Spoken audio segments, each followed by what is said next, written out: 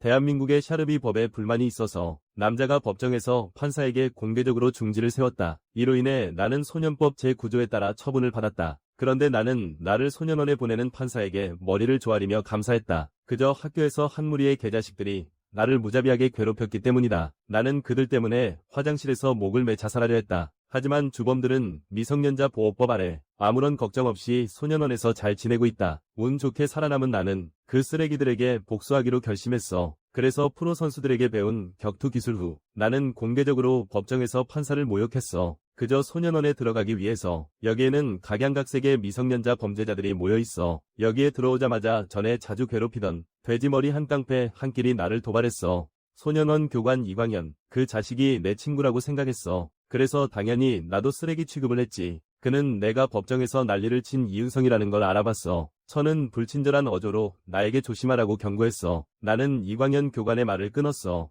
그리고 그의 귀에 낮은 목소리로 무언가를 말했어. 교관의 시야에서 벗어나자마자 한기훈이 동생과 함께 나를 막았어요. 그는 조롱하듯 내 얼굴을 톡톡 치며 계속 모욕했어요. 내 자살 때문에 한기훈이 소년원에 들어갔어요. 그래서 그는 나를 원망했어요. 나는 친절하게 그의 양귀를 잡았어요. 그리고 그의 입술에 키스했어요. 그 순간 행정실의 이광현 교관은 불안해했어요. 그 이유는 내가 그때 말을 했기 때문이에요. 그가 미성년 소녀를 침해한 비밀, 그리고 범행 시간을 정확히 말했다. 장소, 차량 번호 등 정보. 이 교관은 즉시 식은땀을 흘렸다. 너 도대체 누구냐?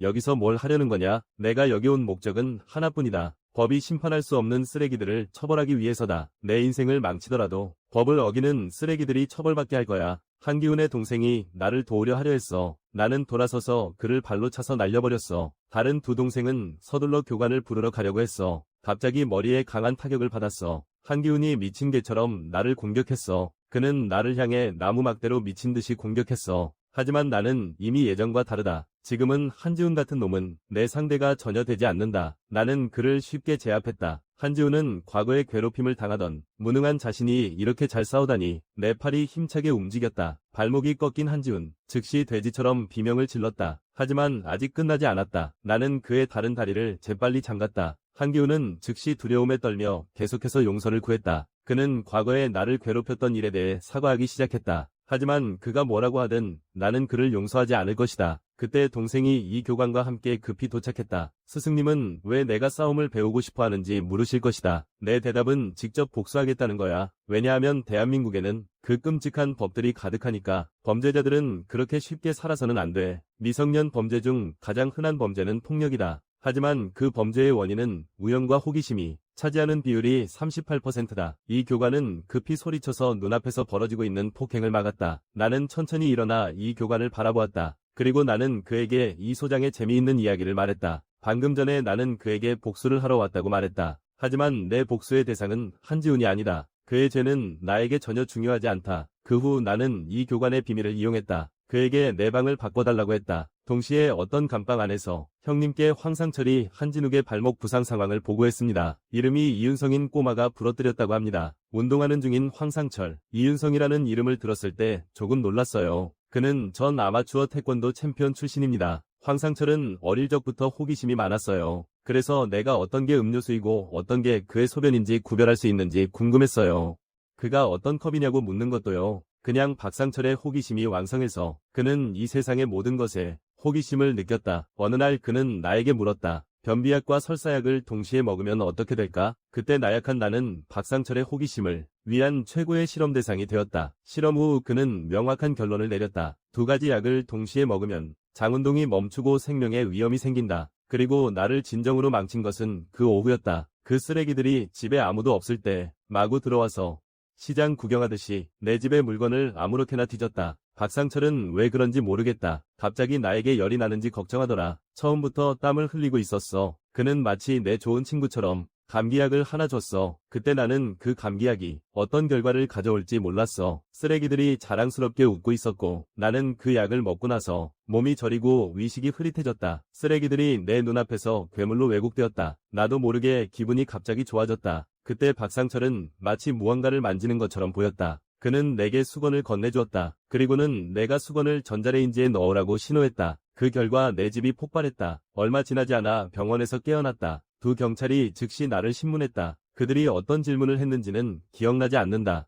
확실한 것은 내 집이 완전히 불에 타버렸다는 것이다. 내 얼굴에도 빌어먹을 흉터가 생겼다. 그 쓰레기들은 나를 놓아주지 않았다. 박상철이 신나서 나에게 말했다. 수건을 전자레인지에 넣으면 폭발한다는 사실을 알게 되었다. 그는 나에게 고마워하라고 했다. 그가 의식을 잃은 나를 1층으로 끌고 갔기 때문에 이게 무슨 큰 농담인지 이해할 수 없었어. 이 바보 같은 나를 망쳐놓은 너에게 고마워해야 하나. 괴롭힘을 당했던 사람들은 모두 알아. 괴롭힘 당할 때 가장 무서운 건 전혀 소통이 안 되는 상대야. 내가 구조소에서 제공하는 집으로 돌아갔을 때 마주하게 되는 건 울고 있는 엄마야. 정신이 이상한 할머니. 어머니가 방금 경찰서에서 전화가 왔다고 하셨어. 내가 집에서 불을 지폈다고 해. 그 쓰레기들이 질문에 대해 입을 맞췄어. 그건 이윤성이 스스로 불을 지펴서 자기 집을 태웠다는 거야. 그리고 그 쓰레기들이 겨우 13살이라서 아무 처벌도 받지 않는데. 그래서 나는 화재의 범인이 되었어. 화재 보험도 받을 수 없고 보험 사기로 고소당할 수도 있어. 이웃의 피해도 배상해야 하고 우리 집은 완전히 망했어. 이제 이불을 챙기고 새 감옥으로 간다. 박성철은 아직도 동생이 말한 이윤성에 대해 생각하고 있어. 자신이 예전에 괴롭혔던 사람인가 하고. 그러자 감옥 문이 열렸다. 교관님이 내가 새로운 죄수라고 선언했어요. 다른 사람들에게 새로운 친구라고 말했어요. 좀 덜 성숙해서 따뜻하게 대해달라고 했어요. 말하자마자 교관님이 떠났어요. 박상철의 조수는 못된 말투로 너는 누구냐고 물었어요. 말이 끝나기도 전에 그가 기절했어요. 다른 조수들이 한꺼번에 달려들었어요. 박성철은 차갑게 자신이 모든 조수들이 쓰러지는 것을 지켜봤어요. 그는 이불 뒤에 있는 남자에게 물었다. 정말 그 이윤성인가요? 내 모습을 보고 박상철은 갑자기 크게 웃었다. 나는 그에게 한 손가락으로 프로 복서에게 이길 수 있는 방법을 알고 싶냐고 물었다. 박상철은 내가 무슨 말을 하는지 모르지만 그럼에도 불구하고 그 방법이 무엇인지 궁금해했다. 그럼 다음은 계속해서 내가 하겠다. 그의 호기심을 만족시켜주자. 예전에는 몸에 많은 타투를 새겼었어. 타투이스트는 그 타투의 의미가 무엇인지 궁금해했어. 그리고 이 타투는 사실 내 할머니를 의미해. 나는 이불에서 자극적인 액체를 빠르게 꺼냈어. 박상철에게 뿌렸어. 그리고 바로 그에게 공격을 시작했어. 하체에 강한 타격을 받은 박상철은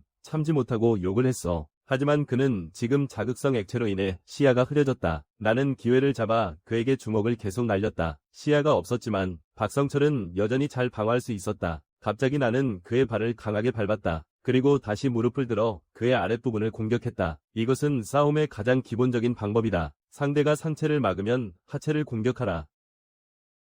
분노한 박상철이 미친 듯이 주먹을 휘두르며 반격하려 했다. 하지만 시야가 없는 그는 도저히 상대를 맞출 수 없었다. 그는 가만히 있을 수 없다는 것을 깨달았다. 즉시 그는 사방으로 주먹을 휘둘렀다. 눈을 순간적으로 뜰 시간을 벌고 싶었다. 갑자기 큰 물통이 박상철의 팔에 떨어졌다. 그의 팔이 굳어지는 순간을 틈타서 나는 수건으로 그를 감쌌다. 박상철은 갑자기 팔에 힘이 들어가지 않는다고 느꼈다. 나는 그 기회를 틈타 그를 성공적으로 제압했다. 먼저 그의 머리에 무릎을 강하게 가격했다. 그리고 그의 머리를 땅에 세게 내리쳤다. 그 후 나는 박상철에게 물었다. 전자레인지에 데워진 수건에 맞는 기분이 어떤지. 바로 이 빌어먹을 쓰레기 때문에 내 할머니는 정신이 나가게 되었다. 그날 집에서 난 화재로 인한 상처. 상상보다 더 컸다. 할머니는 가족 앞에서 강한 척하려고 애썼지만 손자의 얼굴을 보았을 때 정신이 불안정해지기 시작했다. 의사는 아마도 내 얼굴에 큰 흉터 때문일 것이라고 추측했다. 그리고 지금 이 모든 것의 주범이 결국 땅에 쓰러졌다. 그런데 박상철이 갑자기 땅에서 비비기 시작했다. 그리고 나에게 감사의 인사를 했다. 그가 낮은 목소리로 너 덕분에 피로 눈을 모두 닦아냈다고 말했다. 시야를 회복한 박상철이 반격을 시작했다. 나와 그 사이의 엄청난 힘의 차이는 무시할 수 없었다. 박상철이 복싱 자세를 취했다. 그의 공격은 힘이 넘쳤다. 처음에는 내가 여유롭게 피할 수 있었다. 하지만 곧 나는 구석에 몰렸다. 박성철이 자신만만하게 말했다. 넌 아직도 예전처럼 울고불고 하는 모습이 귀엽구나. 넌 쓸모없는 놈이니까 받아들일 준비나 해. 더 고통스러운 고통을 맞이하게 될 거야.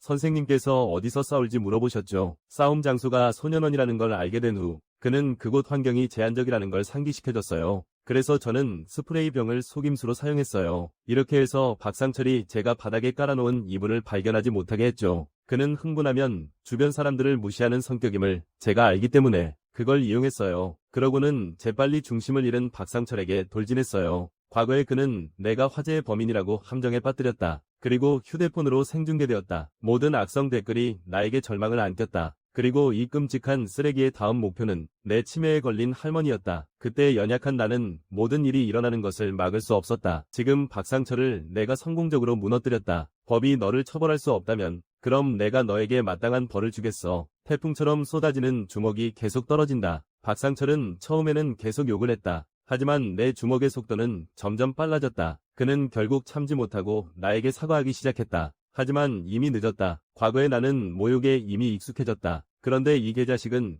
내 할머니까지 괴롭히고 있다. 나는 그 추한 웃음을 절대 잊을 수 없어. 주먹은 계속 떨어지고 있어. 박성철이 완전히 용서를 구할 힘이 없을 때까지 그는 자신이 도대체 뭘 잘못했는지 이해하지 못했어. 박상철은 뻔뻔하게 말했어. 그때 자신은 아직 미성년자였다고. 어릴 때 모두 이렇게 놀았잖아. 그래서 나도 그랬어. 나는 이 헛소리를 더 이상 듣고 싶지 않아. 그래서 바닥에 있는 집게를 모두 박상철의 입에 쑤셔 넣었어. 그는 여전히 예전과 같아. 그가 하는 말은 항상 불쾌해. 그렇다면 앞으로 너도 더 이상 말할 필요 없어. 말은 사람에게 하는 거야. 쓰레기는 말을 해서는 안 돼. 과거의 상처를 드러낼 필요가 있냐고 누군가 물어볼 것이다. 시간이 지나면 모두 잊혀질 일들이다. 모두 그렇게 살아가는 것이다. 그 사람에게 꺼져라고 말하고 싶다. 나는 잊고 싶지 않아서 격투를 배우는 것이다. 5개월 후 소년원 안에서 나는 박상철의 동생에게 기록하게 했다. 이 5개월 동안 나는 박성철을 총 898번 기절시켰다. 박상철은 절망에 빠졌다. 이 5개월 동안 깨어있으면 항상 목이 졸려서 그때 문 앞에서 경계하던 동생이 누군가 온다고 알렸다. 교도소 책임관이 화를 내며 소란스럽게 하는 이유를 꾸짖었다. 그는 203호 감방을 조용히 하라고 명령했다.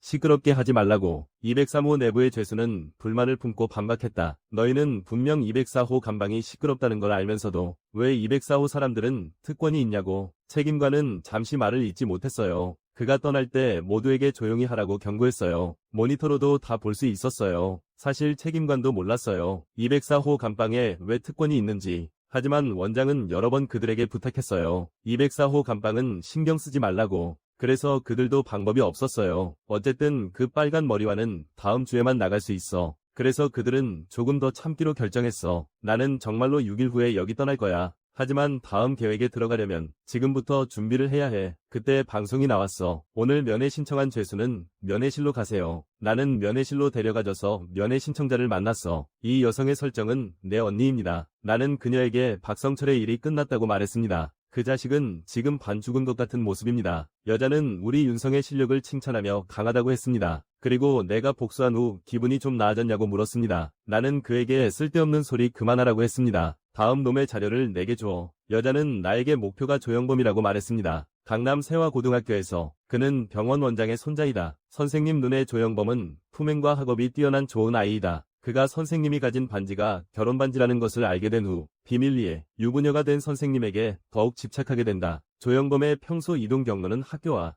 학원이다. 카페와 자기 집. 그는 외모상으로 정말로 흠잡을 데 없는 순수한 좋은 아이처럼 보인다. 여자는 내가 말한 쓰레기 목표에 의문을 가졌다. 정말로 조영범인가? 그녀는 조영범의 모든 자료를 조사했다. 하지만 의심스러운 점은 발견하지 못했다. 나는 이 소위 좋은 아이를 차가운 시선으로 바라보았다. 그가 박성철과 함께 나를 모욕하던 모습, 착한 아이 같지 않았어. 나는 절대 사람을 헷갈리지 않아. 내 인생을 망친 놈, 조영범. 그 놈은 평범한 역할 연기에 능숙해. 감옥에 돌아가자 모두가 나에게 무릎을 꿇었어. 나는 박성철 그 녀석이 좀 이상하다고 생각했어. 원래 박상철의 부하가 보고했어. 박성철은 하루 종일 밥을 안 먹고 그 상태를 유지하고 있다. 나는 차갑게 말했다.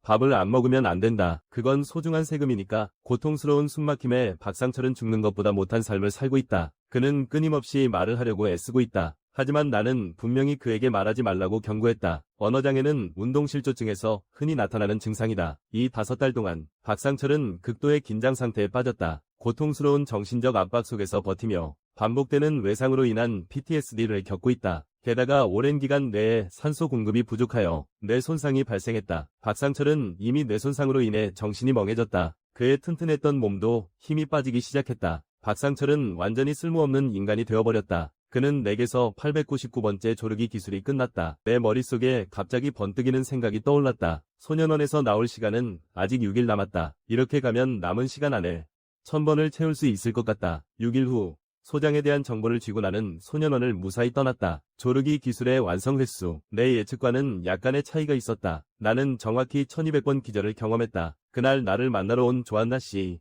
소년원 밖에서 오래 기다리고 있었다. 이제 강남 세화고로 출발할 준비를 해야 한다. 조한나가 나를 위해 최고의 변장술사를 초대했다. 이제 내 멋진 학교 생활이 시작될 차례다. 젠장, 조영범.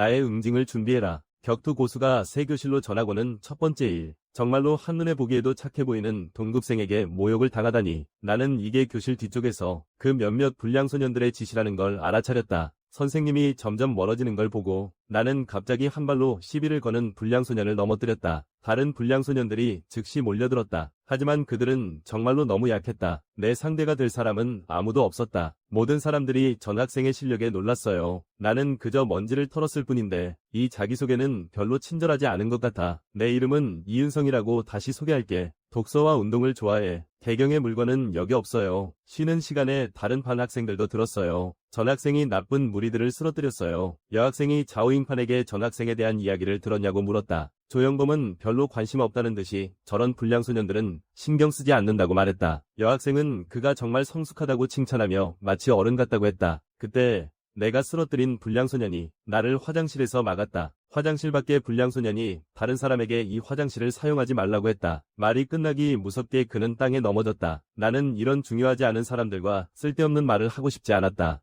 그들은 모두 너무 약해. 가을이 귀를 막고 있는 불량 소년에게 욕을 먹으며 풀려나고 있어. 나는 차가운 목소리로 너희 옷이 왜 다 명품이냐고 물었어. 너희 용돈이 너무 많지 않냐? 그때 내 뒤에 한 사람이 나타났어. 3학년 대장이 후배를 괴롭히는 놈이 있다고 들었어. 여기서 이렇게 잘생긴 놈이 있을 줄은 몰랐어. 지나가던 조영범이 화장실 안에서 싸우고 있는 사람들을 뚫어지게 쳐다보고 있어. 그의 표정은 점점 집착으로 변해갔다. 왜냐하면 그 녀석은 정말 강했으니까. 3학년 반장을 처리한 후 나는 방금 그 시선이 향했던 곳을 바라보았다. 나는 물고기가 걸려들 준비가 되었음을 알았다. 저녁에 학교를 나서며 나는 차분하게 걸었다. 쉬는 시간 동안 그 불량 청소년들이 예상대로 나를 불렀다. 나는 그들과 함께 조영범 앞에 갔다. 조영범이 미소를 지으며 나에게 인사를 했다. 그가 내가 싸움을 잘한다고 칭찬했다. 내가 계속 말이 없자 그는 자신이 후원자라고 솔직하게 말했다. 그는 자격이 있는 사람들을 위해 특별히 후원한다고 했다. 혹은 각 분야에 재능이 있는 사람들의 후원자라고 했다. 조영범은 내가 원하는 금액을 직접 물어보기를 기대하고 있었다. 그의 집안은 강남에 이런 높은 건물이 많이 있다. 그래서 내가 원하기만 하면 원하는 금액을 말할 수 있었다.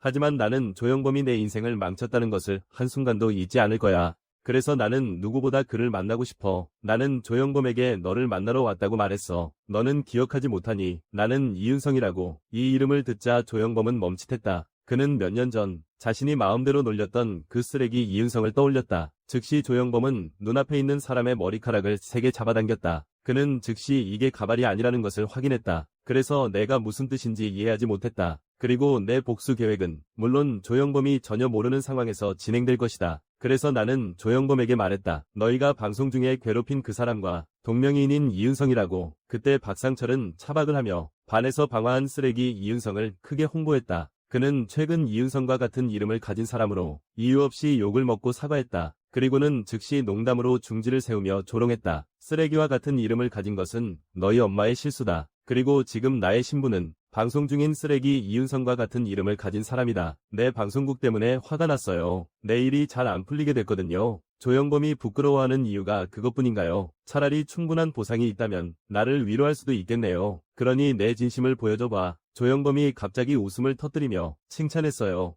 너 참 대담하구나. 이 자식아. 보기에 단순히 근육질의 남자가 아닌 것 같네. 조영범이 이 건물의 모든 것을 그가 관리한다고 말했어. 2층에서 4층은 독서 카페야. 4층은 호텔이고 지하 1층은 목욕탕이야. 독서하다가 지치면 여기서 잠깐 쉴 수 있어. 그때 한 건장한 남자가 목욕탕에서 나왔어. 조영범이 경민이라고 불리는 그 남자에게 웃으며 인사했어. 그를 보면 내 심장이 뛰기 시작했어. 왜냐하면 내 언니는 바로 그 녀석에게 끌려갔거든. 내가 그 무능한 이윤성이라는 이름과 같은 사람이라는 걸 알게 된 후 경민은 좀 혐오스럽게 느꼈어. 조영범은 이 이윤성은 싸움도 잘하고 용기도 넘친다고 말했어. 그래서 자신이 몇 가지 일을 그에게 맡기려고 했어. 경민은 멸시하며 바보 같은 표정을 지었어. 한쪽 눈을 가렸어. 나는 그에게 내가 누구인지 아냐고 날카롭게 물었다. 왜 처음 만났는데 나를 도발하는 거야? 경민도 물러서지 않고 화를 내며 미친 거냐고 했다. 조영범은 급히 미소 지으며 옆에서 중재했다. 아무도 자신에게 신경 쓰지 않자 조영범은 낮은 목소리로 그만 좀 하라고 말했다.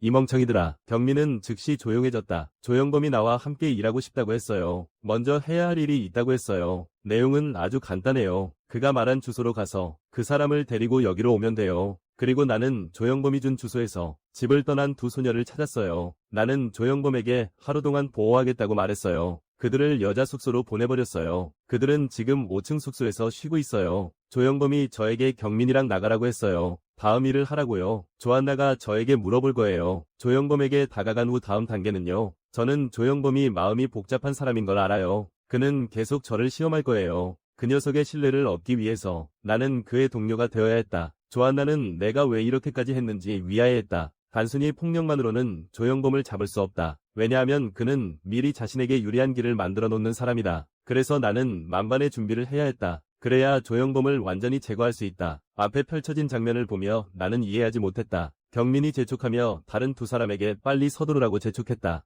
시간이 없으니까. 나는 그들에게 이게 뭐냐고 물었다. 경민이 냉소적으로 말하길 반응이 둔한 녀석이군. 뭘 더 하겠냐고? 당연히 일하고 있는 거지. 우리가 지금 신분증을 위조하고 있잖아. 우리가 휴게소에 들어서는 순간부터 그의 신분증을 위조하기 시작할 거야. 그의 이름으로 차량을 렌트합니다. 그 후에 그 차량을 불법 차량으로 전환하여 판매합니다. 증빙은 우리가 가능한 한 그 사람들의 이름으로 대출을 받을 것이라고 말했습니다. 신이 알지 못하고 귀신이 모르는 사이에 그 사람들의 부채는 1억을 넘었습니다. 그들 본인은 아직 고등학생일 뿐입니다. 그 후 그들은 세 가지 선택이 있습니다. 나는 차가운 목소리로 첫 번째는 부모가 갚아야 할 것이라고 확신해. 결국 이게 가장 간단한 방법이니까. 두 번째는 너희들 아래에서 개처럼 일하는 거야. 방금 나를 데려온 놈들, 돈 받고 일하는 것 같지는 않아. 그들의 옷은 모두 가짜야. 더 빚이 있는 것처럼 보여. 그래서 선택의 여지가 없이 일을 하고 있어. 경민이 너를 칭찬하니 너도 그렇게 둔하지 않구나. 그는 자랑스럽게 말했어.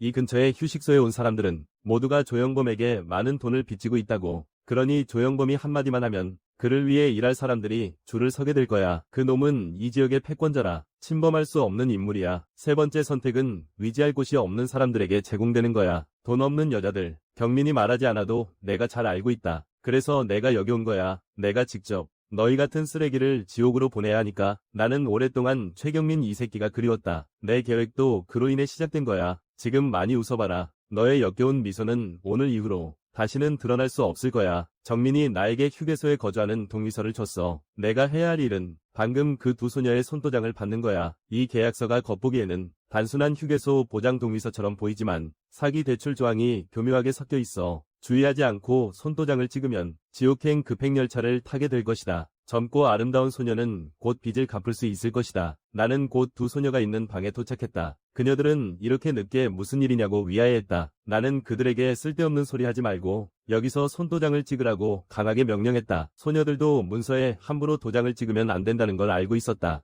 그래서 나를 거절했어. 경민은 어떤 수단을 썼어든 상관없다고 말했다. 손도장을 받기만 하면 된다고 했어. 이 생각을 하자 나는 결단을 내리고 문 쪽으로 걸어갔어. 내가 안에서 문을 닫자 소녀가 두려워하며 물었어. 뭘 하려는 거야? 그러자 두 번이 이상한 소리가 나고 방 안은 다시 평온해졌어. 경민이 서둘러 방문 쪽으로 달려갔다. 그가 화를 내며 지금 뭐하고 있는 거냐고 물었다. 나는 차갑게 대답했다. 도장을 찍으려 한다고. 그냥 그들을 혼란스럽게 하면 되지. 하나 이미 찍었어. 다른 것도 곧 완료될 거야. 정민은 속으로 이 녀석이 미치지 않았나 생각했다. 그는 새로 온 녀석이 어떻게 할지 보기 위해 특히 소녀들을 감시 카메라가 있는 방으로 데려왔다. 하지만 이 녀석이 두 소녀의 목을 직접 비틀다니 나는 이런 정도면 통과한 거라고 생각했어. 조영범이 나를 시험하기 위해 준비한 테스트. 나는 처음부터 이 방에 감시 카메라가 있다는 걸 알고 있었어. 그리고 이 소녀들은 내가 초대한 성인 배우들이야. 나는 조영범 같은 쓰레기를 잘 알고 있으니까. 그럼 이제 테스트는 끝난 거야. 주인공도 드디어 등장해야겠다. 역시 일제히 박수 소리가 울려 퍼졌다. 조영범은 방 안에서 일어난 일에 매우 만족했다. 그는 나에게 함께 조화롭게 일하자고 제안했다. 나는 조영범이 내가 그와 같은 인간 쓰레기라는 것을 확신하게 만들어야 한다는 것을 이해했다.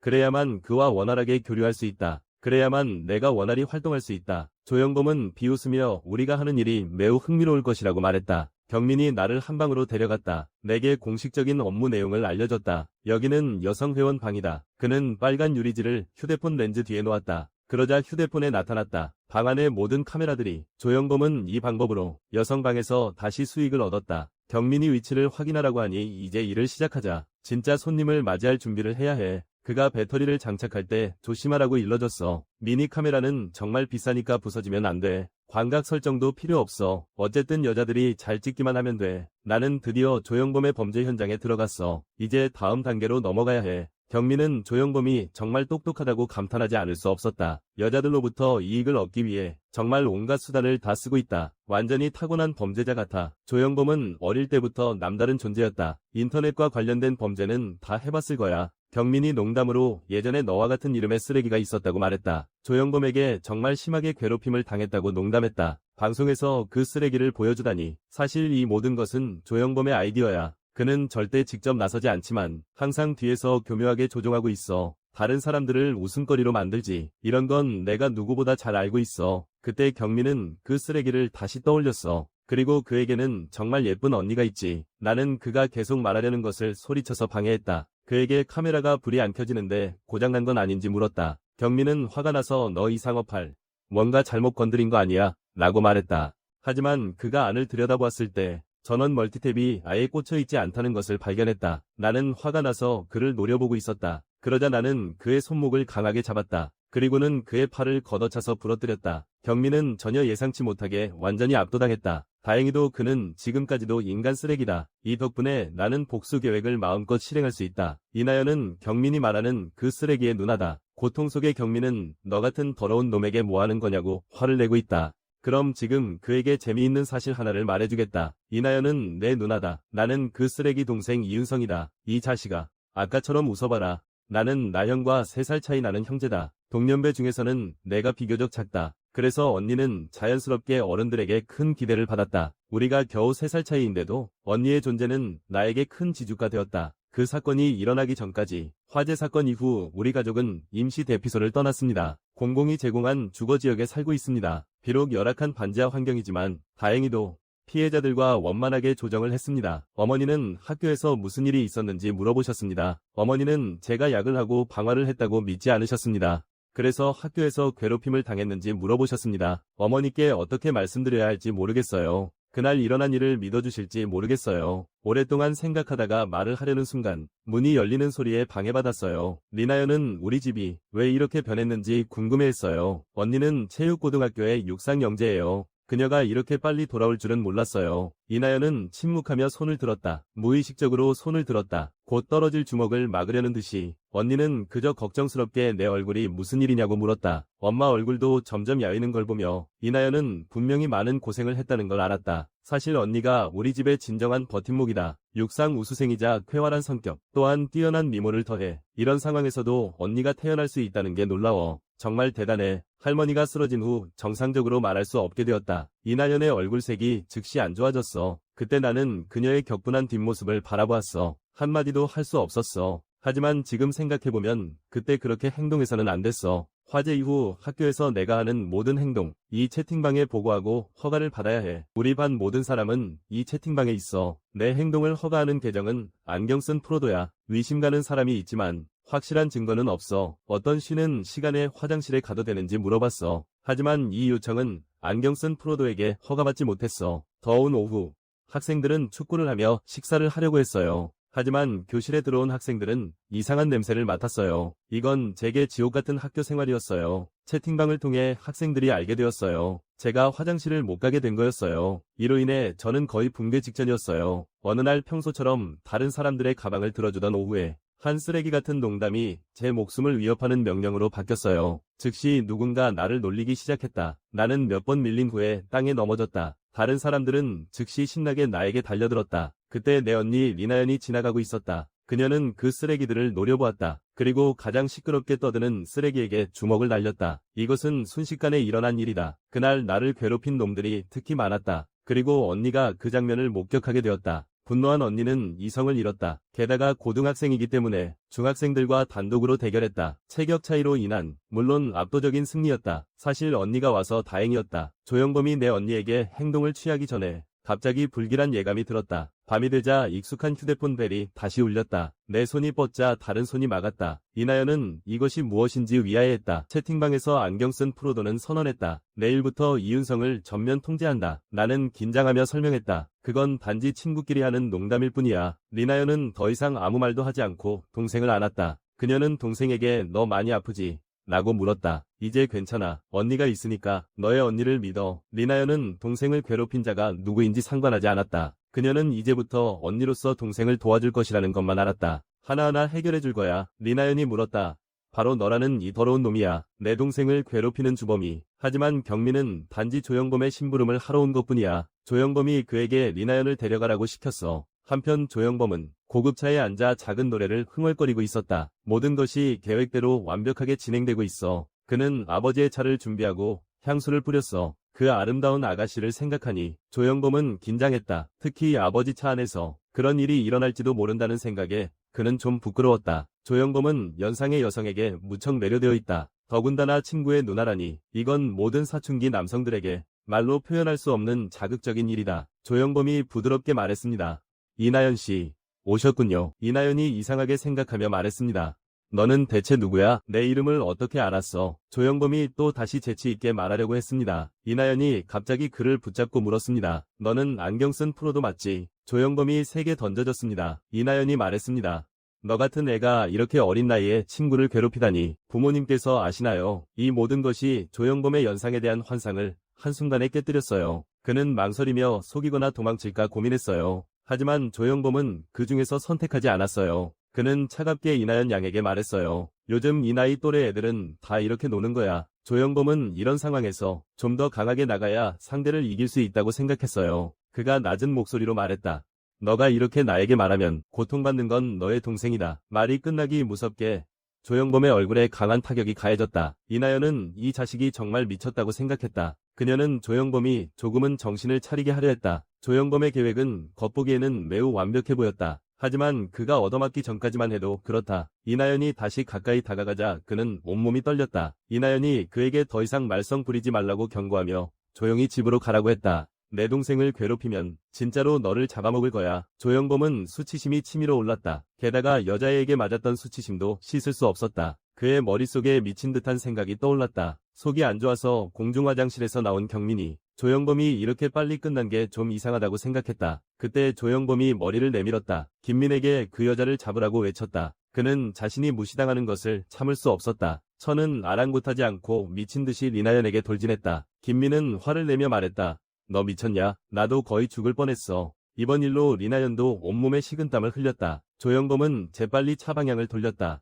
그는 리나연이 운동선수라는 소식을 들었다. 그래서 그는 리나연의 다리를 망치기로 결심했다. 불행히도 내 언니는 그 사고로 다리를 잃었다. 그 이후 언니는 육상을 포기하고 수영을 시작했지만 얼마 지나지 않아 사고로 세상을 떠났다. 이제 경민은 내가 복수하러 왔다는 것을 깨달았다. 하지만 그는 나에게 신경 쓰지 말라고 했다. 조영범을 상대하려면 이 정도 방법으로는 안 된다. 그건 통하지 않아. 그리고 나는 이론적으로 어떤 것이든 분명히 한계점이 있을 거라는 걸 이해해. 그렇다면 내가 정해놓은 대로 너희와 관련된 모든 것을 하나씩 무너뜨린다면 그때 조영범의 휴대폰은 계속해서 메시지를 받았다. 자신의 은행 카드가 동결된 것을 보며 그는 사기 문자라고 생각했다. 하지만 곧 그의 모든 카드가 동결되었다. 나는 이제 천천히 시작해야 한다는 것을 이해했다. 지금 나는 경민에게 내 첫 번째 계획을 말한다. 그것은 네가 죽은 상태로 발견될 것이라는 것이다. 너를 죽일 범인은 조영범이 될 것이다. 경민은 조영범이 자신을 죽이러 올 것이라고 믿지 않았다. 아무 이유도 없기 때문에 나는 차갑게 말했다. 네가 준 그 통장을 가지고 농담을 했어. 일이 순조롭게 진행되도록 조영범이 통장을 줬어. 앞으로 모든 활동 비용과 상금이 모두 이 계좌로 입금될 거야.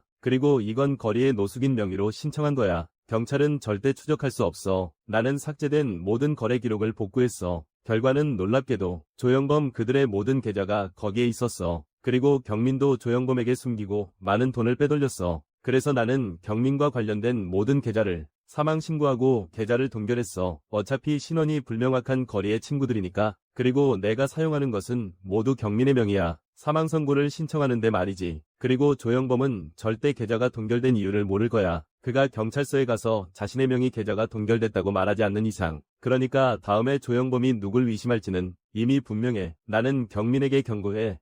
지금 너에게 기회를 주고 있어. 네가 내 고자질을 하더라도 말이야. 조영범은 절대 네가 그렇게 많은 돈을 착복한 일을 그냥 넘어가지 않을 거야. 그리고 네가 잘못된 결정을 내린다면, 경찰서에 가서 위증을 한다면 그 녀석이 직접 나설 거야. 조영범의 칼날, 4대 고록인, 끊임없이 용서를 구하던 경민이 한 대 맞고 날아갔다. 그는 몽골계 혼혈이다. 4대 고록인 최창수. 최창수는 경민에게서 거짓말의 기운을 느꼈다. 그래서 그는 배신자 경민을 선언했다. 그는 영범 곁에 있을 자격을 잃었다. 조영범도 그들 사이에 배신자가 있다는 것을 이해했다. 경민이 가장 유력한 용의자임에 틀림없다. 그와 관련된 계좌만 동결되었기 때문이다. 게다가 모두 같은 시간에 동결되었다. 그래서 조영범은 그에게 아직 늦지 않으니 모든 것을 털어놓으라고 명령했다. 경민은 이윤성 그 놈을 암암리에 그런 상황에서 아무것도 모르는 척하려 했다. 그는 일이 이윤성이 말한 대로 진행되지 않으면 모두가 망할 각오를 하기로 했다. 그때 나는 조영범이 경민을 신문하는 문 앞에 서 있었다. 얼마 전 나는 경민에게 말했다.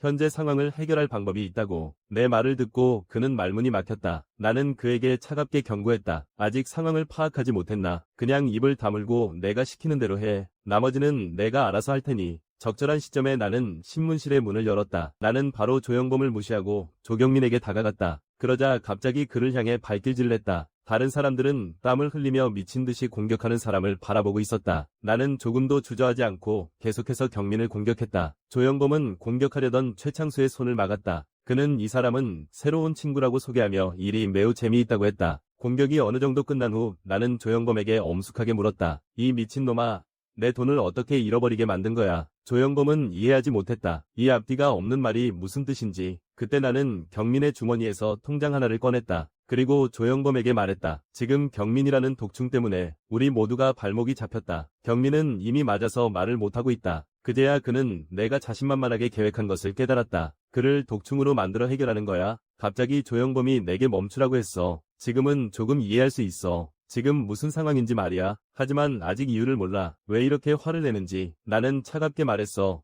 너는 분명히 약속했잖아. 그건 매우 안전한 계좌였다고. 내 계좌에 있던 돈이 전부 사라졌어요. 나는 조영범에게 그 돈에 대해 어떻게 책임질 건지 따졌어요. 나는 돈 문제에 대해 정말 민감하거든요. 조영범이 잠시 침묵하다가 갑자기 웃었어요. 그 이유가 그런 것 때문인 줄은 몰랐어요. 하지만 이해할 수도 있겠네요. 조영범이 잃은 돈을 돌려주겠다고 약속했어요. 모든 보상을 되찾았어. 그리고 그가 나에게 경민이 전에 했던 일을 맡아달라고도 했어. 폭행당한 경민은 이미 정신이 흐려지고 있었어. 그는 결국 이윤성의 진짜 목적을 알게 되었어. 자신의 자리를 빼앗기 위해서였어. 인물 계좌의 허점을 이용해 상황을 이렇게 만든 거야. 경민은 이게 완벽한 계획이라고 생각했어. 그 애는 분명 천재야. 역으로 이용하다니. 의심이 많은 조영범. 정민은 이윤성이 도대체 얼마나 계획했는지 의문을 가졌다. 이렇게 가면 조영범은 분명 속아 넘어갈 수밖에 없다. 하지만 정민은 최창수의 존재를 잊고 있었다. 그는 대화 중인 조영범을 멈추게 했다. 최창수는 눈이 영혼의 창이라는 것을 이해했다. 그리고 그 자식의 지금 눈은 거짓말하는 눈이다. 키가 거의 2m에 달하는 최창수. 그 압박감은 매우 강력했다. 그는 주저하지 않고 거짓말하는 사람의 눈을 뽑아버리고 싶어 했다. 나는 이미 이 대결이 피할 수 없다는 걸 예상하고 있었다. 모자를 쓰고 차갑게 물었다. 최창수, 나를 아느냐고. 네가 덩치 크다고 해서 겁먹는 줄 알지 마. 선생님께서 큰 덩치에 대처하는 법을 가르쳐 주셨다. 나는 후드 위 모자를 힘껏 잡아당겼다. 지금 바로 사용을 시작합니다. 덩치 큰 상대를 이기는 방법. 그때 스승님께 가발을 쓰고 싸우겠다고 말씀드렸습니다. 여기에는 접착제가 있지만 싸우는 도중에 떨어질 가능성이 있습니다. 상대가 체격이 큰 사람이기 때문에 거리를 두고 싸우면 조금 위험할 수 있습니다. 하지만 거리가 너무 가까우면 가발이 떨어질 수도 있어. 그 말을 듣고 스승님이 후드티를 입으라고 하셨어. 그리고 옷에 모자를 꼭 조여야 한다고. 나는 신속하게 움직여서 최창수를 안았다. 최창수는 이런 작은 수작이 자신에게는 소용없다고 여겼다. 교활한 북한 사람이 감히 나쁜 생각을 하다니. 최창수가 이걸 잡아당기자 후드티가 그대로 벗겨졌다. 그리고 이 모든 것이 내 뜻에 맞았다. 선생님께서 후드티 모자를 꽉 잡으라고 하신 이유는 가발을 보호하기 위해서가 아니고 상대가 쉽게 벗을 수 있게 하려는 거였어요. 만약 상대가 우람한 사람이라면 처음부터 달려가야 해요. 그가 어떻게 주먹을 휘두를지 모르게 만들어야죠. 그가 당신을 잡으려고 할 때 옷이 벗겨지는 틈을 노려서 이 기회를 잡아라.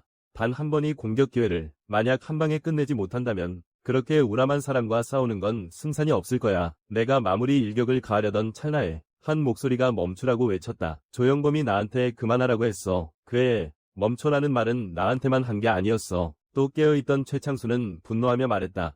너 죽는다. 조선이나. 나는 과감히 손을 놓았다. 그리고 나는 리더의 말을 잘 듣는다고 말했다. 그리고 이렇게 팀이 잘 돌아가야 하지 않냐고 물었다. 조영범은 그 놈을 볼수록 더 만족스러웠다. 그래서 그는 경민이 이전에 맡았던 업무를 모두 나에게 맡기기로 했다. 최창수는 급히 조영범에게 경고했다. 그 놈의 눈은 더럽고 악한 눈이다. 조영범은 그에게 차갑게 물었다. 리더의 말을 잘 들어야 한다고 하지 않았나? 그는 최창수에게 명령했다. 먼저 경민이라는 쓸모없는 놈을 처리하라고. 방에서 나와서 한숨을 내쉬었다. 방금 전이 정말 위험했으니까. 최창수의 얼굴이 내 무릎에 맞고도 버틸 수 있었던 것은 예상치 못했다. 다음번에는 더 조심해야겠어. 곧 조영범 모의고사 만점 받을 것으로 예상돼. 선생님이 그를 칭찬했어.